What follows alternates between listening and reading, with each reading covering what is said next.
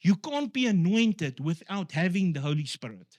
And that is why once you receive that and you walk in that, that's how we're going to change the body of Christ. That's how we're going to change lives. That's where you go to your family members and they say, I'm struggling with A, B, C, D, and E. And you say, in Jesus' name, A, B, C, D, and E is now solved. And it is solved. Why?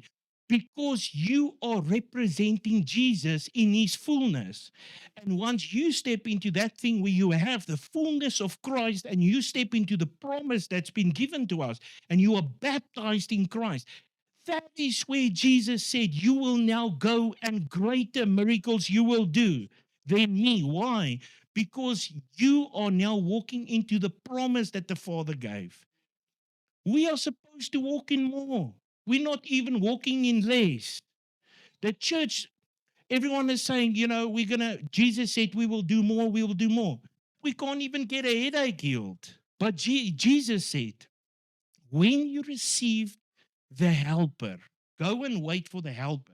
Once you receive the helper, he says, because I go to my Father and I prepare a place for you. Why? Because we are co heirs with Christ.